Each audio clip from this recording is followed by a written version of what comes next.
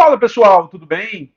Sejam muito bem-vindos, meus amigos, a mais um encontro aqui da nossa turma de delegado de polícia focado no estado de São Paulo. Prazer, meu nome é Bruno Betti, sou professor aqui da Casa de Direito Administrativo, sou procurador do município de Belo Horizonte e vamos estar aqui para nós conversarmos mais um pouco sobre o direito administrativo. Sejam muito bem-vindos, pessoal. Bom dia a todos. Bom dia aqui, ó, a Daniela, a Heloísa, Daniela que já deixou o like, falou que se pudesse deixava 1000. Muito obrigado. Bom dia a todos vocês que aí estão, que vão chegando aí nesse sábado de manhã, para nós iniciarmos o nosso encontro aqui, meus amigos. Pessoal, já é a nossa quinta aula, né? Às 10h30 nós temos a nossa última aula, a nossa sexta e última aula, e aí você já está ligado na sistemática, né? Eu vou aqui dar o início à aula, as dúvidas você pode mandar aqui no chat ao longo da aula, ao final eu venho e respondo as suas dúvidas, perfeito? Também dou bom dia à Raquel, sempre presentes nas nossas aulas, muito bom tê-la aqui. Deixem o like aí, viu, pessoal, no nosso vídeo. Meus amigos, também quero me colocar à disposição de você lá no meu Instagram, @BrunoBetCosta, para aquilo que você precisar de tirar dúvidas deste nosso encontro, bem como de qualquer outro ponto do direito administrativo. Perfeito? Pois muito bem. Bom dia ao Johnny, também sempre presentes nas nossas aulas. Seja muito bem-vindo. Então, muito bem. Vou jogar a vinheta e volto para aqui, ó, darmos início à temática das licitações. Rapidinho.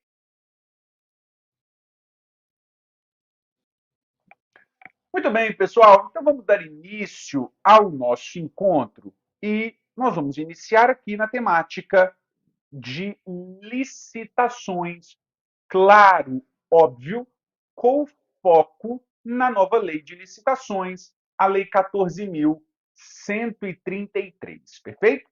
A gente vai começar aqui do tópico número 1, o conceito de licitação. Na verdade, pessoal, pensando numa prova de delegado de polícia de São Paulo, eu abri esse tópico número 1 de conceito, honestamente, nem para te falar sobre o conceito. Eu não quero nem que você anote. Eu quero que, na verdade, aqui a gente estude um pouco acerca da competência legislativa acerca da temática licitações e contratos. Se nós pegarmos o artigo 22, no inciso 27 da Constituição, nós vamos ver que o texto constitucional estabelece, vem cá, projeto para você, estabelece uma competência privativa da União para legislar, uma competência privativa da União para legislar sobre normas gerais. Perfeito? Isso é um ponto muito importante de nós conhecermos, principalmente para darmos um foco aqui na temática para delegado de polícia. Então, olha só, o artigo 22, inciso 27, estabelece competência privativa da União para legislar sobre normas, olha aqui, gerais, sobre licitações e contratos. Isso é um ponto importante. A competência privativa da União não é para legislar sobre tudo, sobre todo e qualquer tema de licitações e contratos. A competência privativa é para legislar sobre normas gerais. E por isso nós temos, por exemplo, a Lei 14.133, que é uma lei geral de licitações e contratos. Ocorre, vem cá, que o próprio Supremo Tribunal Federal entendeu que estados e municípios podem legislar sobre o tema, podem legislar sobre licitações e contratos. Mas estados e municípios podem legislar sobre licitações e contratos no que tange a normas específicas para adequar a realidade a que estão. Venha cá, a competência de estados e municípios se refere a normas específicas. Perfeito? Aí, pessoal, vem o foco para delegado de polícia. Porque o Supremo Tribunal Federal recentemente entendeu que é inconstitucional. O Supremo entendeu que é inconstitucional lei estadual que permita a venda de armamento entre Estado e policial diretamente.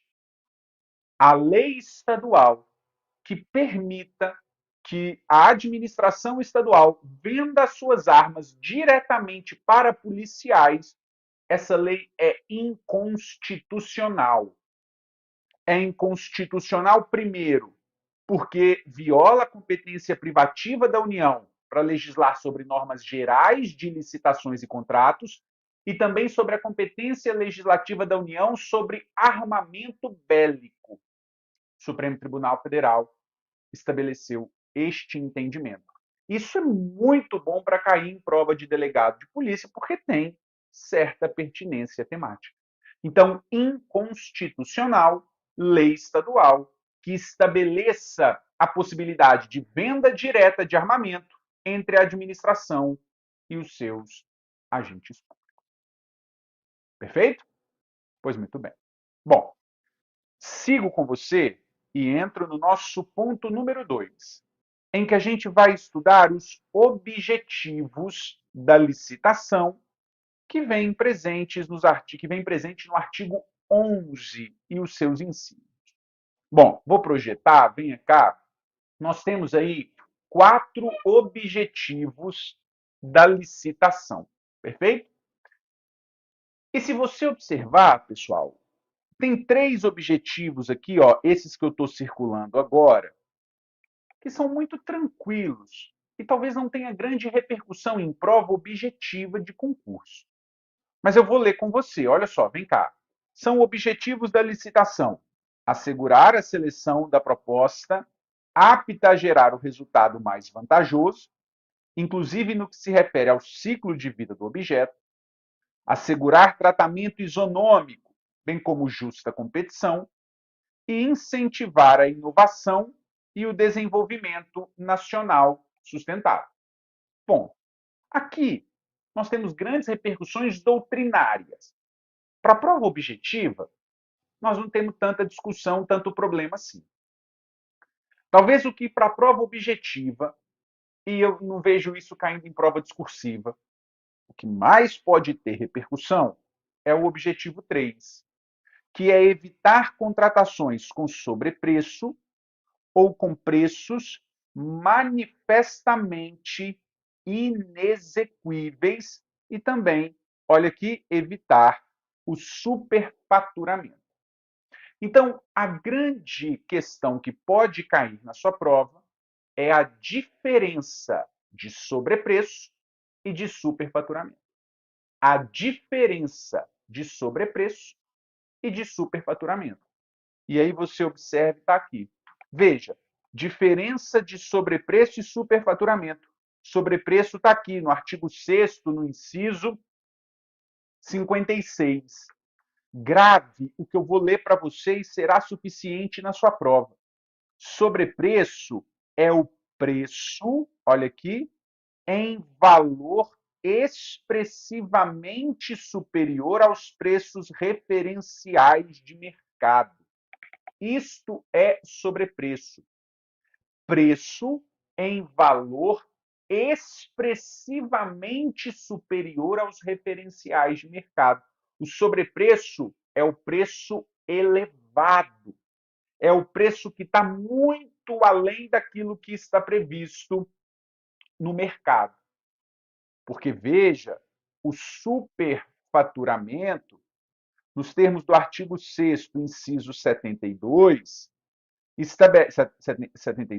inciso 57, perdão, estabelece que é o dano provocado ao patrimônio da administração, caracterizado, entre outras situações, aqui listadas em caráter exemplificativo. Então, por exemplo, o superfaturamento, o dano provocado ao patrimônio da administração, olha aqui, por uma medição de quantidades superiores às efetivamente executadas ou fornecidas. O sujeito forneceu 30 carros para a administração, numa compra e venda de carros, sendo que ele forneceu 30, só que a medição, por exemplo, estabelece 50. Isso é um superfaturamento. É um dano gerado ao patrimônio da administração. Então, isso aqui é a cara de prova. Diferença de sobrepreço e superfaturamento. E não tem como você errar para uma prova objetiva isso. Sobrepreço é o preço expressivamente superior aos referenciais de mercado. Ao passo que superfaturamento é um dano provocado ao patrimônio da administração. Perfeito? E aí, cuidado com as situações elencadas aqui como superfaturamento, que são muito importantes e muito boas de prova. Perfeito? Pois muito bem. Bom, sigo com você e trago aqui a temática dos princípios. Princípios da licitação presentes no artigo 5º, pessoal. O artigo 5º da Lei 14.133 listou 22 princípios. É princípio para dar e para vender. Tem muito princípio, né? Só que aqui, naturalmente, nós não vamos passar em todos esses princípios. Nós vamos passar nos mais importantes princípios. E aí eu quero passar com você, primeiro, aqui, no chamado princípio da publicidade, que vem disciplinado no artigo 13 da Lei 14.133. Vem cá, vai dizer a lei e vai dizer o óbvio que os atos praticados na licitação são públicos, ressalvadas hipóteses de informações cujo sigilo seja imprescindível à segurança da sociedade e do Estado. Bom, aqui, zero novidade. É claro, óbvio, que os atos praticados na licitação são públicos, ressalvadas as informações cujo sigilo seja imprescindível à segurança do Estado e da sociedade. Zero novidade, isso é óbvio. O primeiro ponto do princípio da publicidade, que eu reputo relevante no nosso estudo, está aqui, ó. A obrigatoriedade, os locais em que há a obrigatoriedade de publicação do edital. Esse é o ponto que eu reputo mais relevante neste primeiro momento. Quais são os locais em que há obrigatoriedade de publicação do edital e qual lugar é uma faculdade? Isso é a cara de prova. Aí vem cá. Vai dizer a lei que haverá obrigatoriedade de publicação do edital, primeiro aqui, ó, no Portal Nacional de Contratações Públicas. É o primeiro local. Diz a lei que, encerrada a instrução do processo sob aspectos técnico e jurídico, a autoridade determinará a divulgação do edital no Portal Nacional de Contratações Públicas. Esse é o primeiro local em que há a obrigatoriedade de publicação do edital. mas ainda há outros dois lugares. Vem cá. É obrigatória a publicação do edital aqui, ó, no Diário Oficial, segundo local. Como também é obrigatória a publicação do edital aqui, ó, terceiro lugar, o Jornal Diário de Grande Circulação. Então, nós temos 3 lugares de obrigatoriedade de publicação do edital: no Portal Nacional, no Diário Oficial e em Jornal Diário de Grande Circulação. E aí, observe que nós temos aqui, ó, um lugar em que é possível a divulgação.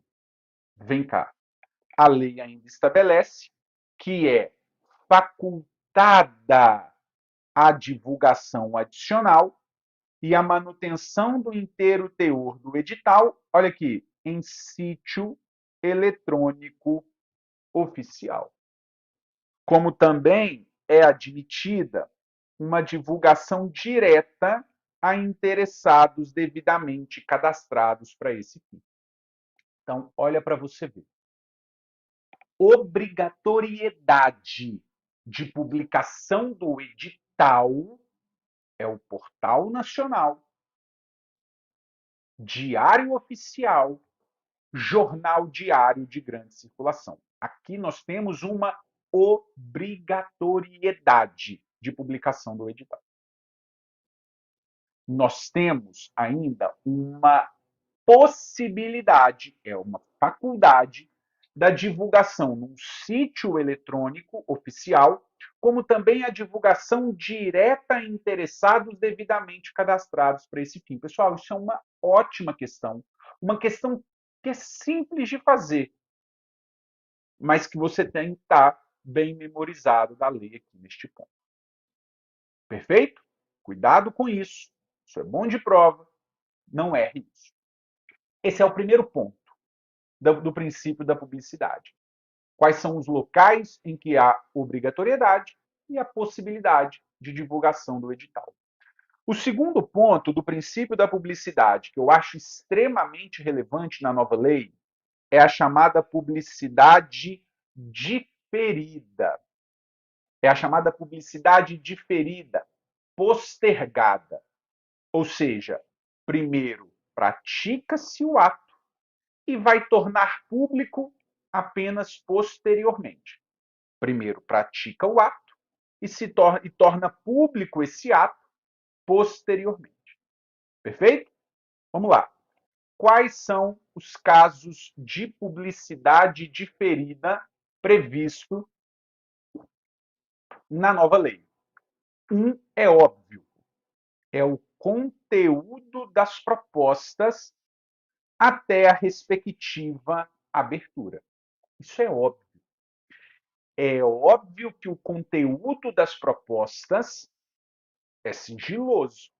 Os licitantes apresentam as propostas, via de regra, no envelope lacrado, fechado. Entregam. No momento posterior à entrega, abre-se os envelopes. Por isso, o conteúdo das propostas é sigiloso até a respectiva abertura. Agora, o mais importante está aqui. A publicidade diferida, veja, quanto ao orçamento da administração. Porque a publicidade diferida do orçamento, o artigo 24 vem disso. O orçamento estimado, olha o verbo, poderá ter caráter sigiloso. E o sigilo não prevalecerá para os órgãos de controle interno e externo. Então, veja, pessoal, que o orçamento da administração pode ser sigiloso. Isso com o objetivo de ampliar a competitividade, porque o sujeito não vai saber o quanto a administração tem para pagar. Então, isso é para ampliar a competitividade, para obter a seleção de uma proposta mais vantajosa. Veja que esse orçamento pode pode ser sigiloso. O que eu quero dizer com o pode? Pode ser sigiloso. Vem cá.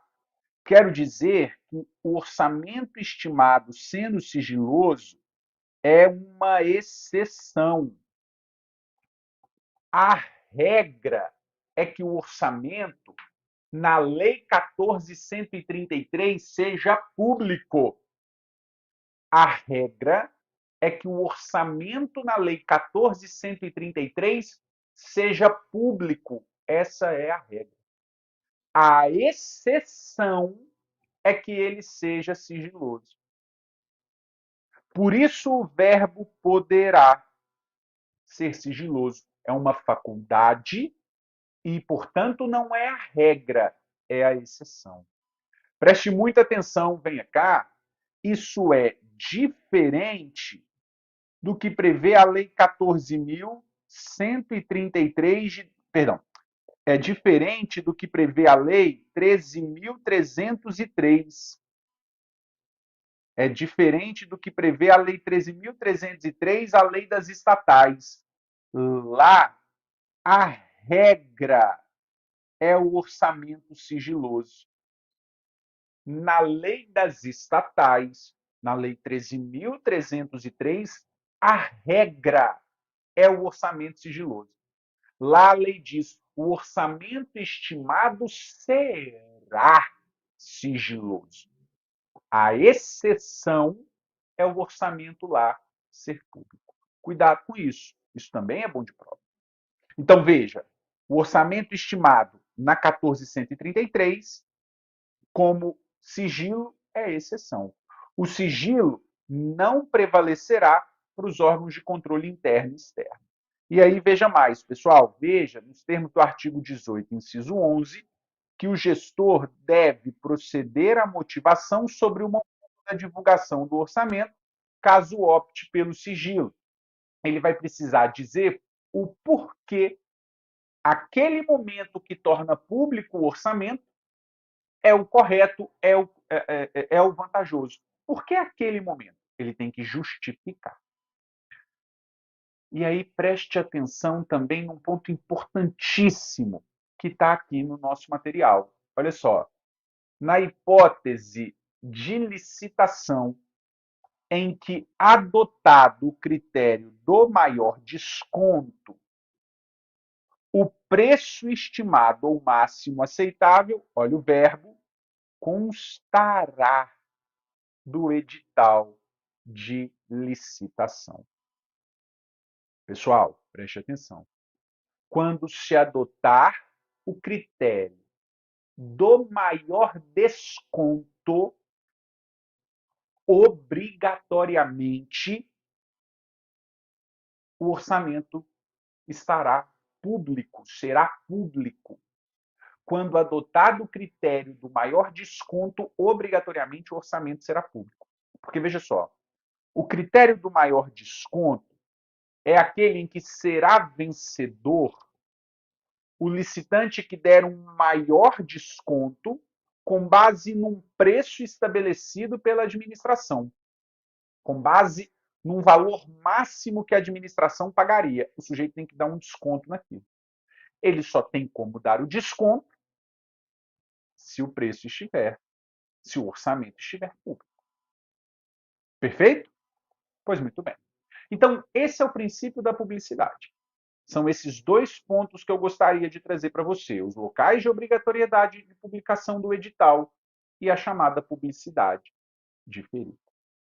Um outro princípio que eu quero estudar com você é o chamado princípio da segregação das funções. Importantíssimo princípio.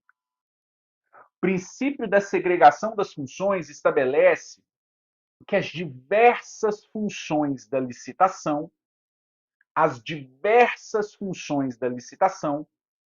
devem ser divididas entre os diversos agentes públicos que atuam no processo licitatório. As diversas funções da licitação devem ser divididas, distribuídas entre os diversos agentes públicos que atuam na licitação. Vem cá, em outras palavras, o princípio da segregação das funções busca evitar a concentração, de atos, poderes e decisões nas mãos de uma ou de poucas pessoas. Busca evitar a concentração de atos, poderes e decisões nas mãos de uma ou de poucas pessoas.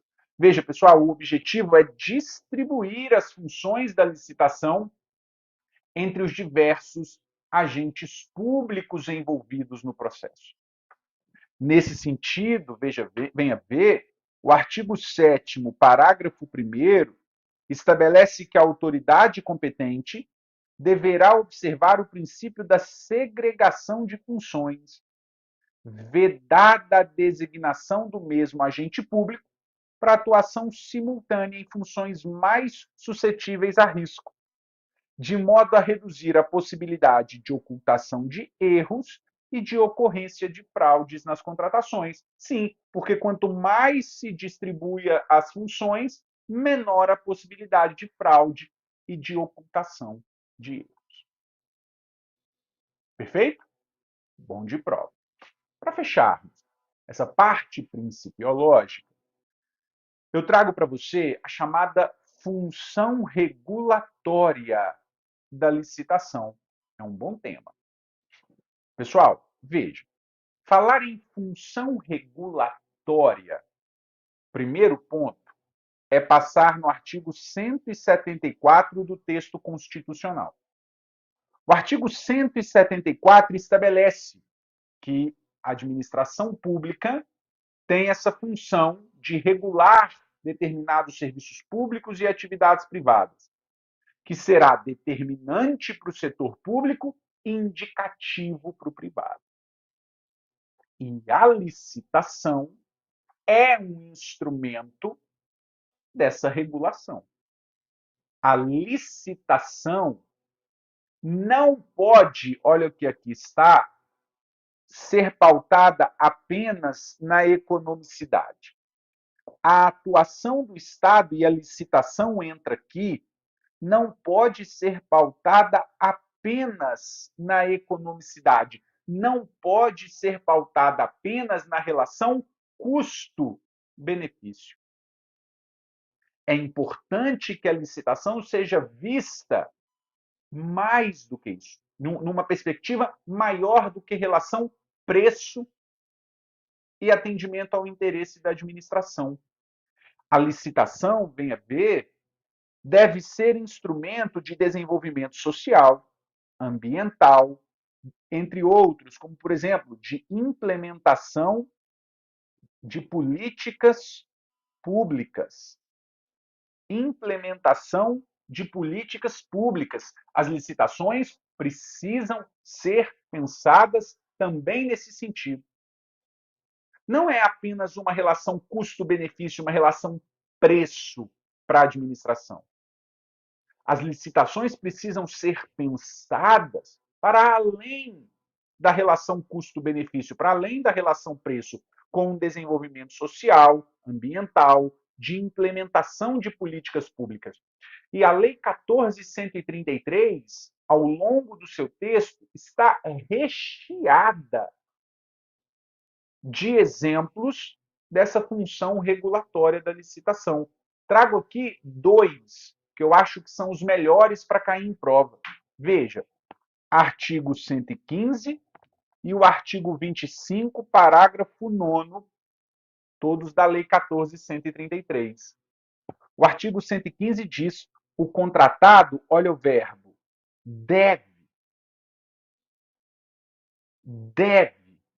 deve cumprir a reserva de cargos para pessoas com deficiência, reabilitados da Previdência ou aprendizes. O contratado deve cumprir essa reserva de vagas. Veja, pessoal, é uma obrigatoriedade, não é um pode, é um deve. Veja, pessoas que têm uma dificuldade de inserção no mercado de trabalho. A Lei 14.133 está falando que o contratado tem que cumprir a reserva de cargos que venha prevista no edital. Para pessoa com deficiência, reabilitados da Previdência e aprendizes. Veja o 25, parágrafo 9º. O edital aqui é poderá.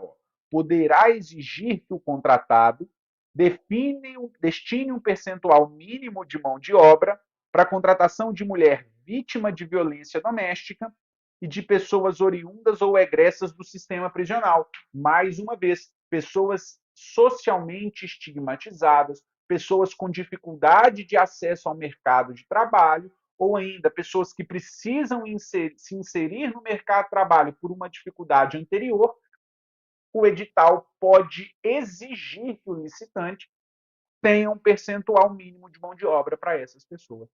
Isso é uma função regulatória da licitação. É a licitação para além do preço, para além da relação custo-benefício, mas a licitação como instrumento de implementação de políticas públicas de desenvolvimento social. E veja, há vários exemplos na Lei 14.133. Vários exemplos. Perfeito? Como, por exemplo, critérios de desempate, né? Como programas de integridade, ações de equidade entre homens e mulheres, a margem de preferência, muito importante para empresas que usam produtos reciclados, recicláveis ou biodegradáveis, por exemplo. Há uma série de exemplos na lei sobre essa função regulatória da licitação. Perfeito? Pois muito bem. Bom, com isso, eu encerro com você essa parte e começo a tratar com você acerca do procedimento da licitação. E é claro, óbvio, nós vamos tratar o procedimento à luz da 14.133. E aí, venha cá, observe, a Lei 14.133 estabeleceu essas 7 fases da licitação. Nós temos a fase preparatória, nós temos a divulgação do edital, apresentação de propostas, lances, o julgamento deles, a habilitação, a fase recursal e a homologação. O que eu quero te chamar a atenção aqui, pessoal? Vou até apagar tudo que aqui está. O que eu quero te chamar a atenção é que na Lei 14.133, a regra é que primeiro haja a apresentação de propostas e lances e o julgamento dessas propostas e lances. Na Lei 14.133, a regra é que primeiro haja a apresentação de propostas e lances e o julgamento dessas propostas, desses lances. Para somente depois haver a habilitação. E veja, venha cá, a habilitação, como regra, é apenas do vencedor. E a habilitação, como regra, é apenas do vencedor. Veja, por que como regra, primeiro apresenta propostas e lances, julga e habilita apenas o vencedor? Por que isso é regra? Porque olha o que está aqui, ó, no 17, parágrafo 2º. A habilitação poderá, mediante ato motivado, anteceder as fases de apresentação de proposta e julgamento, apresentação e julgamento das propostas e lances. Então, excepcionalmente, eu posso pegar a habilitação e trazê-la para cá. Ó. E aí, quando a habilitação vier antes, aí eu habilito todo mundo. Perfeito? Quando a habilitação vier antes da apresentação das propostas e lances e do julgamento, que é uma exceção, precisa ser profundamente motivado, devidamente motivado, aí eu habilito todo mundo.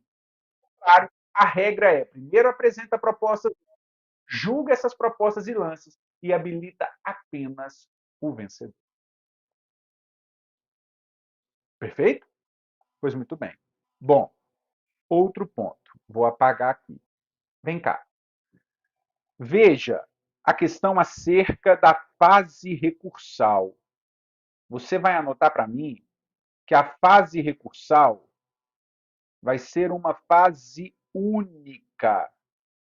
A fase recursal vai ser uma fase única, ainda que haja inversão de fases. Ainda que haja inversão de fases. Ainda que a habilitação venha antes, a fase recursal é única. Mas preste atenção. Isso aqui, ó, é nos termos da Lei 14.133. Porque venha cá, vou até mudar a cor do meu pincel para te chamar a atenção. Nos termos da Lei 13.303 de 2016, a fase recursal é única, salvo se houver inversão de fases. Salvo se houver inversão de fases. Porque lá na lei, pessoal, 14.133, lá na lei 14.133, perdão, lá na lei 13.303, também há essa inversão aqui. Também há, primeiro, a apresentação de propostas e lances, julgamento e depois a apresentação do vencedor. E é possível, é a mesma inversão que está aqui na 14.133. Só que lá, quando houver a inversão das fases, a fase recursal deixa de ser única. Aqui na 14.133, não. Aqui na Lei 14.133, ainda que haja inversão de fases, a fase recursal é única. Perfeito? Isso é a cara de prova.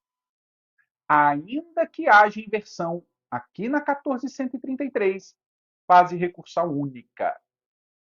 Lá na 13.303, lá na lei das estatais, se houver a inversão, deixa de haver fase única de recursos. Perfeito? Pois muito bem. Outro ponto que trago para nós analisarmos. A questão da audiência pública e consulta pública. A Lei 14.133 não trouxe obrigatoriedade nem da audiência, nem da consulta pública. A Lei 14.133 não trouxe obrigatoriedade de audiência e de consulta. Ela trouxe em ambas uma possibilidade. E aí vem cá. Primeiro ponto, a consagração da Lei 14.133, a consagração, né, a previsão da audiência pública e da consulta pública é uma consagração de uma administração consensual. É a consagração de uma administração consensual. Ou seja, a administração abre as portas para que os que sejam diretamente afetados pela decisão possam contribuir com sugestões, com indicações, enfim, com tudo mais. Perfeito? Aí vem cá. Artigo 21. A administração poderá convocar, com antecedência mínima de 8 dias úteis, audiência pública presencial ou à distância. E o 21, parágrafo único, a administração também poderá submeter a licitação à prévia consulta pública, mediante a disponibilização de seus elementos a todos os interessados que poderão formular sugestões no prazo fixado. Então, olha só, ambas, audiência e consulta, são faculdades, não há uma obrigatoriedade. Qual que é a diferença de uma e de outra? A audiência pública é um evento realizado num dia específico, num horário X a um horário Y, dentro de um horário em que as pessoas vão contribuir, vão manifestar a sua opinião. A consulta pública, por sua vez, é um lapso temporal de um dia tal a um dia tal, é um lapso temporal em que as pessoas vão poder mandar sugestões para a administração. Ambas consagram a ideia de uma administração consensual, aquela que abre as suas portas para ouvir o cidadão, para ouvir a população diretamente interessada.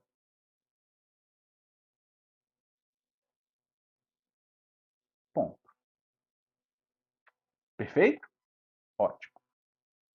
Outra discussão que eu trago para você aqui, ó. A questão relacionada à publicação do edital. E aí eu quero trazer alguns comentários relevantes acerca deste edital. Este aqui é importantíssimo, venha cá. Para obras e serviços de grande vulto. Para obras e serviços. Para obras, serviços e fornecimentos de grande vulto, olha para você ver. O edital, olha o verbo, deverá prever a obrigatoriedade de implantação do programa de integridade pelo licitante vencedor, no prazo de 6 meses. Então, olha só, em obras, serviços e fornecimentos de grande vulto, há uma obrigatoriedade na implantação do programa de integridade dentro de 6 meses. Obrigatório haver a implantação do programa de integridade. Perfeito? Outro ponto que trago para você, esse aqui a gente já viu, a questão da mão de obra para mulheres vítimas de violência doméstica e pessoas oriundas ou egressas do sistema prisional, mas um outro ponto, esse a gente não tinha visto. O edital ainda poderá prever a responsabilidade do contratado pela obtenção de licenciamento ambiental e a realização da desapropriação autorizada pelo poder público. Perfeito? O edital pode estabelecer que seja responsabilidade do contratado a obtenção do licenciamento ambiental e a realização da desapropriação. O contratado. Beleza. Pessoal, um tema aqui até nem muito importante, nem muito atrelado às funções de delegado, mas que cá entre nós, às vezes prova, não mostra qualquer tipo de pertinência temática, trata da elaboração do parecer jurídico, né? Porque para o edital ser publicado, é preciso a advocacia pública, as procuradorias fazerem um parecer sobre aquele edital. A lei traz um rol que eu acho ótimo para cair em toda e qualquer prova, por isso eu trago aqui, que é o artigo 53, parágrafo 5º, em que a lei possibilita a dispensa deste parecer. A regra é o parecer, mas é possível que haja dispensa. Venha cá, nessas 4 situações. É dispensável a análise jurídica. Veja, quando houver um baixo valor da contratação, quando houver uma baixa complexidade da contratação, quando houver uma entrega imediata do bem, ou quando houver a utilização de minutas de editais e instrumentos de contrato, convênio ou outros ajustes previamente padronizados pelo órgão de assessoramento jurídico. A lei lista 4 situações em que é possível a dispensa do parecer. Perfeito? Isso é bom de prova, né? Tem aqui já quase uma questão pronta. Letra A, B, C, D, e aí o examinador inventa uma letra E. Né? Aqui uma questão totalmente plausível de prova. Ótimo. Pessoal, outro ponto. Quero estudar com você os chamados modos de disputa. Eu nem quero que você saiba isso que aqui está. Eu vou querer que você saiba o slide seguinte. Mas só para você entender, contextualizar para você isso, modo de disputa é o modo como os licitantes vão apresentar as propostas. Modo de disputa é o modo como os licitantes vão apresentar as propostas. E aí a lei estabelece 3 modos de disputa: o aberto, fechado e o misto. O aberto são os lances públicos e sucessivos, crescentes ou decrescentes, conforme o critério de julgamento. Então, é lance. Eu dou 30, eu dou 40, eu dou 50. Ou eu dou 50, eu dou 30, eu dou 20. Crescentes ou decrescentes. O modo de disputa fechada é o tradicional, em que os licitantes apresentam envelopes lacrados, fechados, em que no momento posterior haverá abertura desses envelopes. E nós temos o modo de disputa misto, que é a combinação entre eles. Ora é fechado e aberto, ora aberto e fechado. Pouco importa. Há os dois, num mesmo processo. O que eu quero que você saiba não é isso. O que eu quero que você saiba são essas 2 redações. Vai dizer a lei, venha cá, que a utilização isolada do modo de disputa fechado, a utilização isolada do modo de disputa fechado será vedada quando adotados os critérios de julgamento do menor preço ou do maior desconto. Então, olha só, a utilização isolada do modo de disputa fechado. Eu não estou falando que eu não posso usar o modo de disputa fechado quando o critério de julgamento for menor preço ou maior desconto. Eu não estou falando isso. Eu estou falando que quando o critério de julgamento for o menor preço ou o maior desconto, eu não posso usar apenas o modo fechado. Quando adotado o critério menor preço ou maior desconto, eu posso usar o fechado. Mas ele não pode ser o único modo de disputa. Eu tenho que também usar o modo de disputa aberto. Então, presta atenção, num pregão em que os critérios de julgamento são ou menor preço ou maior desconto, eu tenho que ter modo de disputa aberto. Eu até posso ter o fechado, mas não pode ser apenas o fechado. Tem que ser aberto e fechado ou só aberto. Perfeito? Diferente. Vem cá. A utilização do modo de disputa aberto será vedada quando adotado o critério de julgamento, técnica e preço. A utilização do modo de disputa aberto será vedada quando adotado o critério de julgamento, técnica e preço. Aí veja o seguinte: adotado o critério de julgamento, técnica e preço, eu não posso usar o aberto. Nem com o fechado e nem só o aberto. Eu não posso usar o aberto. Então, essas duas redações são ótimas de prova. Concorda comigo? Cuidado. Veja, pessoal, outro ponto que eu reputo relevante, agora atrelado um pouquinho ao julgamento das propostas ou lances. Eu trago para você as situações em que as propostas serão desclassificadas. Aí a lei, até projeto para você, lista 5 situações em que as propostas serão desclassificadas. Mas eu quero trazer para você essa aqui, ó, as que apresentarem preços inexequíveis. Por que eu quero trazer essa discussão dos preços inexequíveis? Por causa dessa redação aqui. A lei estabelece que, no caso de obras e serviços de engenharia, serão já consideradas inexequíveis as propostas cujos valores sejam inferiores a 75% do valor orçado pela administração. Olha só.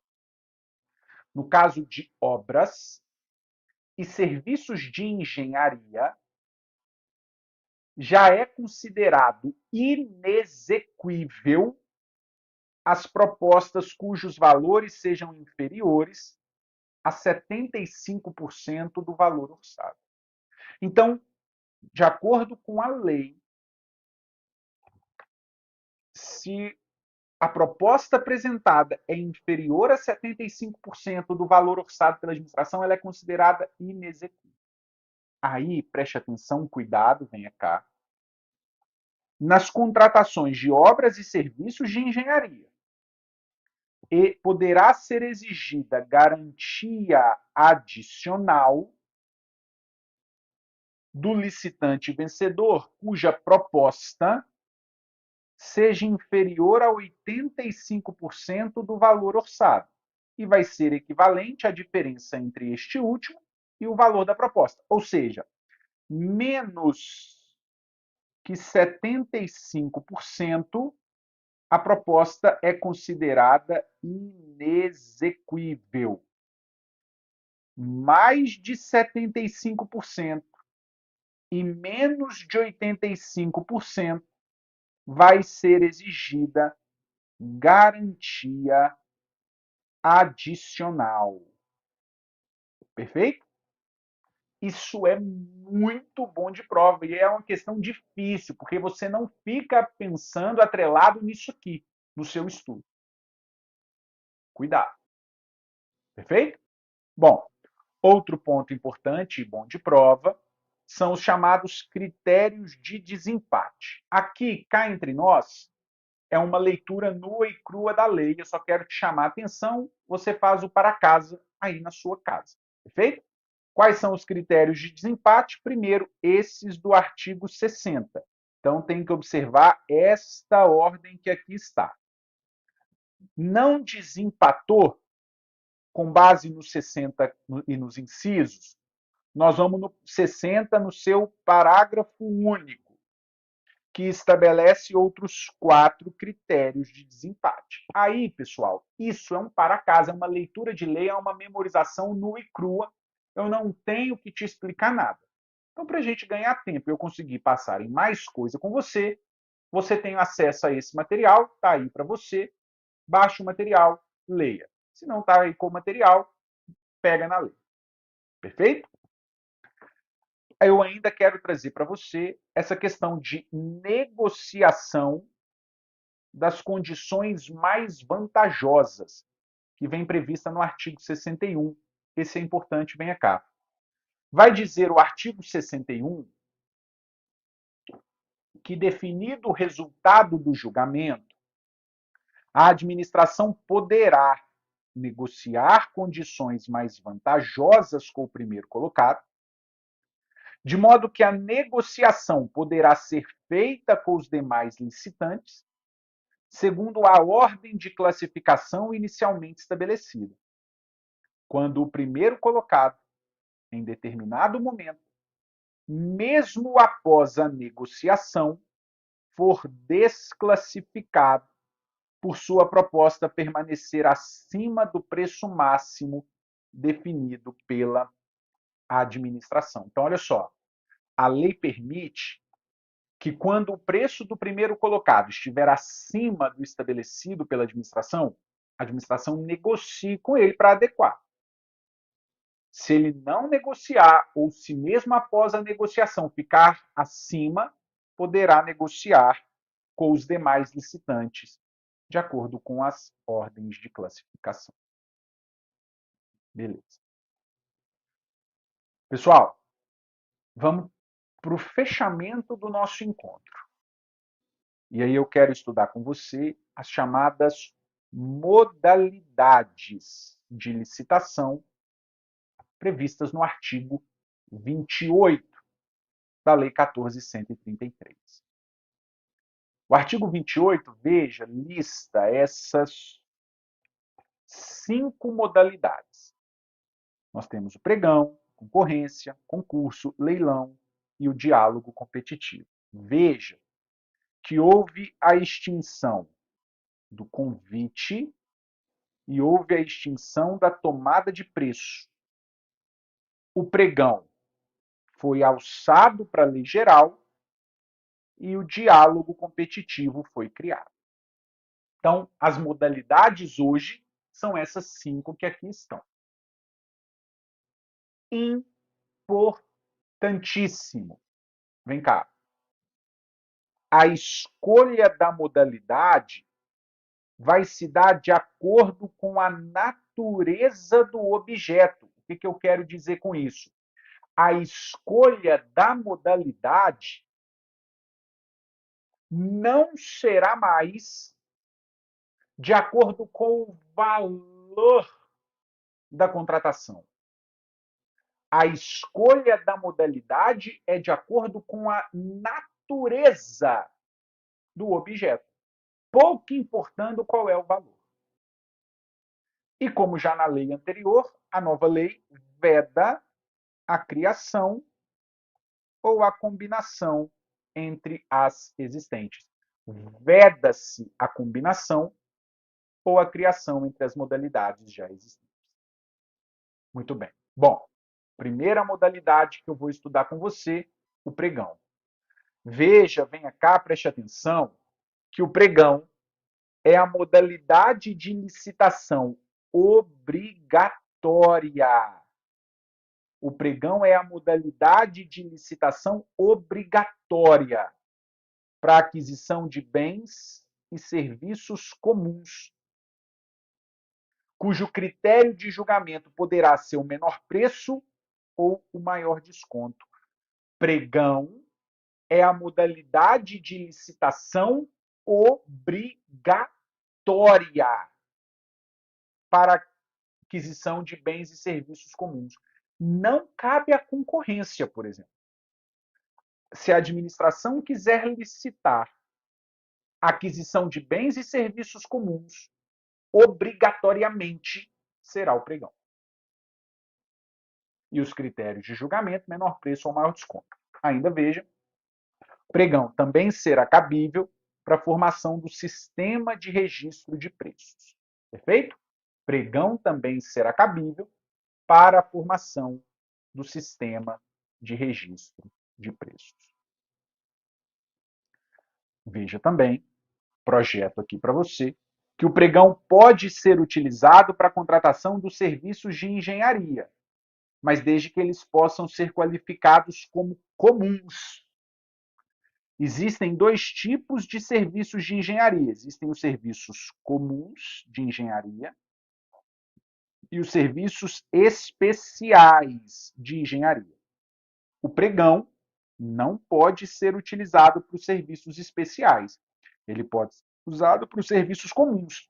Esse é o entendimento da súmula 257 do TCU e também da própria lei, do artigo 28, parágrafo único, que diz aqui, olha, o pregão não se aplica, olha o item 3, aos serviços de engenharia, exceto os serviços comuns de engenharia. O pregão não se aplica aos serviços de engenharia, exceto os serviços comuns de engenharia. Perfeito? Para serviço comum de engenharia, o pregão pode.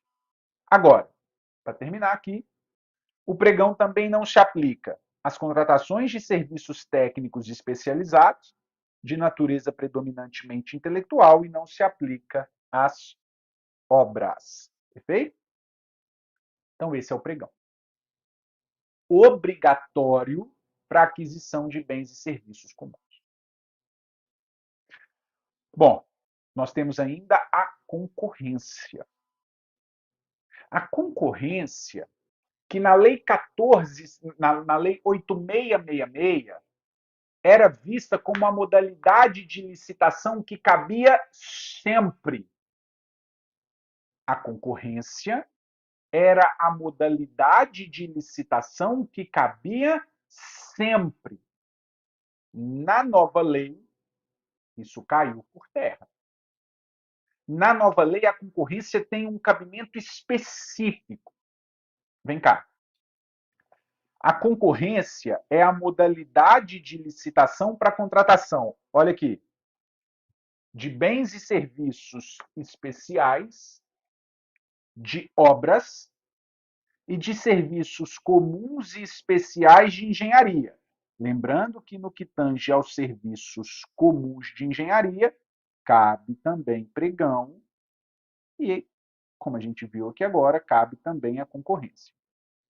E o pregão, perdão, e a concorrência é a modalidade de licitação que pode utilizar todos os critérios de julgamento, exceto o maior lance. Exceto o maior lance. Porque o maior lance é próprio do leilão.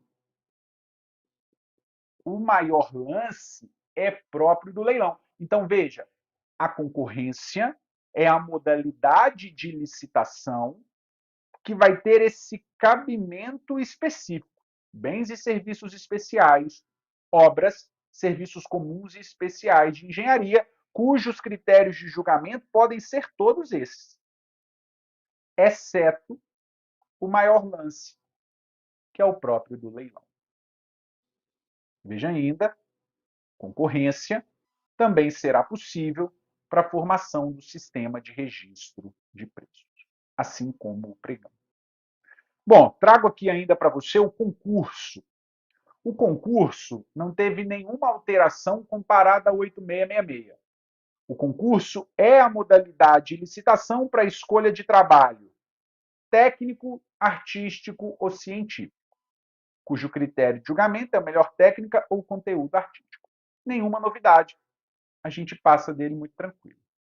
O leilão também não teve grandes impactos. Na verdade, o que eu posso te dizer sobre o leilão é que agora ele é a modalidade de licitação para alienação de bens públicos. Não cabe mais a concorrência para alienar bens públicos. Não cabe a concorrência para alienar bens públicos. Agora é só leilão. O que eu quero te chamar a atenção do leilão é a possibilidade de um leiloeiro ser um leiloeiro oficial ou um servidor designado. Caso a opção seja um leiloeiro oficial, como que vai ocorrer essa escolha? Vem cá. Sendo um leiloeiro oficial, nós vamos ter a seleção mediante credenciamento ou pregão. Então, olha só, tem aqui um outro cabimento do pregão para a seleção do leiloeiro oficial. Preste atenção. Quem conduz o leilão é o leiloeiro. Nós temos dois tipos de leiloeiro: o leiloeiro oficial ou um servidor designado para isso. Quando for o leiloeiro oficial, a seleção pode ocorrer mediante credenciamento ou pregão. E o critério de julgamento do pregão, veja, será aqui, no caso, o maior desconto para as comissões a serem cobradas. Perfeito? Trago aqui para você que o leilão não exigirá registro cadastral prévio, vou até projetar para você ver grande. Não se exigirá registro cadastral prévio, não terá fase de habilitação. Veja, deverá ser homologado assim que concluída a fase de lances, superada a fase recursal e efetivado o pagamento do vencedor. Perfeito? Bom, para a gente fechar esse nosso encontro, o diálogo competitivo. O diálogo competitivo é a nova modalidade de licitação. Antes de nós lermos qualquer coisa aqui, tenha em mente o seguinte. Primeiro, o diálogo competitivo é uma exceção. O diálogo competitivo não é a regra. O diálogo competitivo é uma exceção, não é a regra. Vai ser para situações que a administração quer licitar, ela precisa, mas ela não sabe o que fazer. Ela não sabe, na verdade, ela não sabe como fazer. Ela não tem a expertise para definir o objeto. Aí ela vai ouvir o particular que tem a expertise. O diálogo competitivo vai ser composto de duas grandes fases: a fase de diálogo e a fase de competição. Aí vamos estudar. Olha lá. Diálogo competitivo é a modalidade de licitação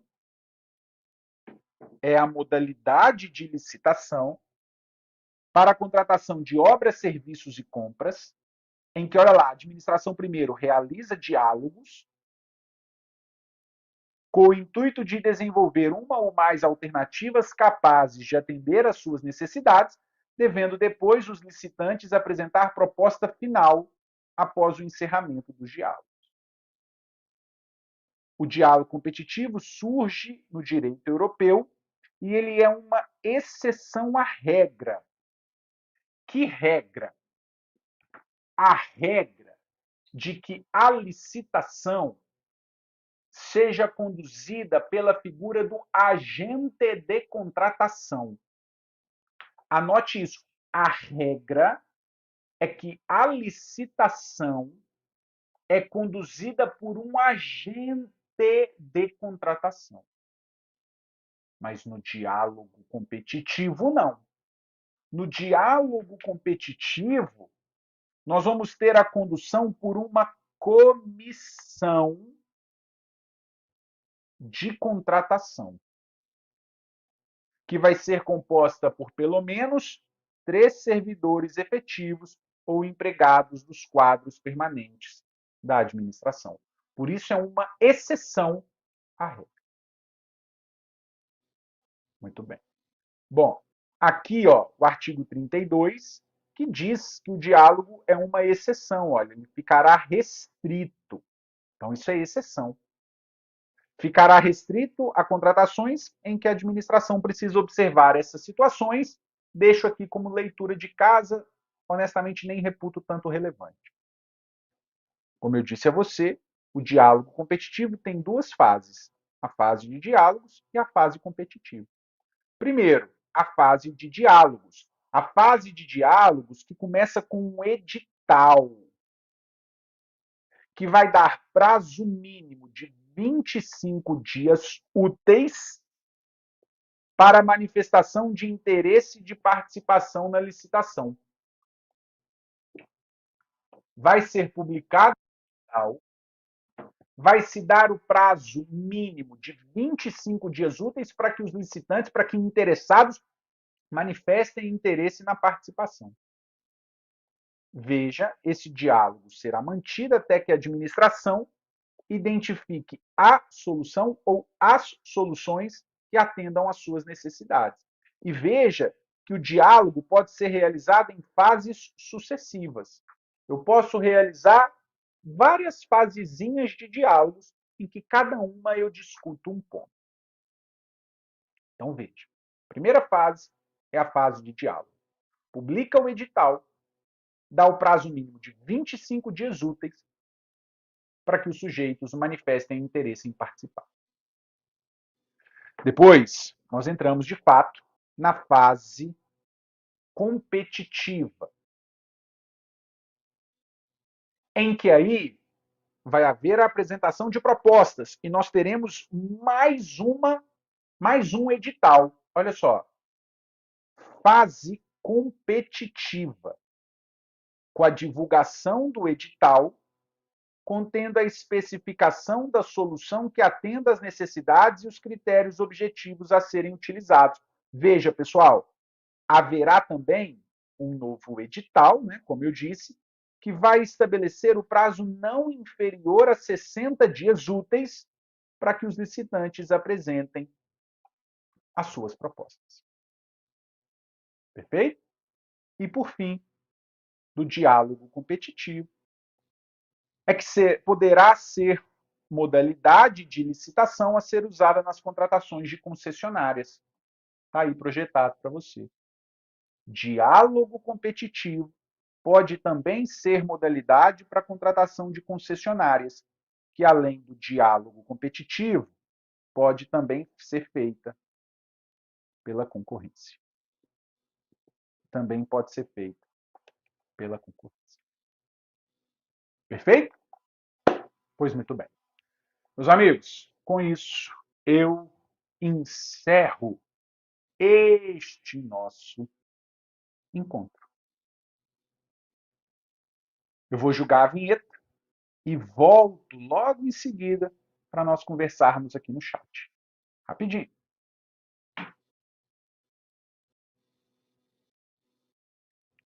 Muito bem, pessoal. Já voltamos. Dou aqui bom dia, né, ao Leonardo, à Ângela, que chegaram posteriormente. O estudante de direito tem material de apoio? Tem, tá aí, tá disponível para vocês aí. Mandei os nossos slides. A Luciana fala que lei cumprida é muito. E nós não vimos tudo, hein, Luciana? Nós não vimos tudo. Valeu, Leonardo. Obrigado, professor. Excelente aula. O Johnny falando aula muito boa. A Ângela também, ótima aula. Obrigado, pessoal. Nós temos outra aula, hein? Nós temos um outro encontro marcado às 10h30, perfeito? Às 10h30, nós temos um outro encontro, um outro link, perfeito?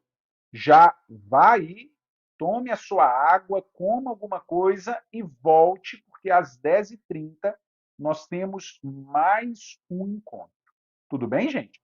Obrigado a Raquel, falando excelente mesmo. Fico muito feliz, pessoal. Obrigado.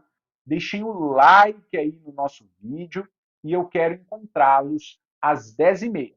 Temos um novo link, tá? Não é neste link. Este link aqui agora vai ser encerrado e nós teremos um outro link. É o último encontro do nosso curso focado para delegado de polícia do Estado de São Paulo. Perfeito? Então, até daqui a pouco. A todos vocês, um grande abraço. Tchau, tchau.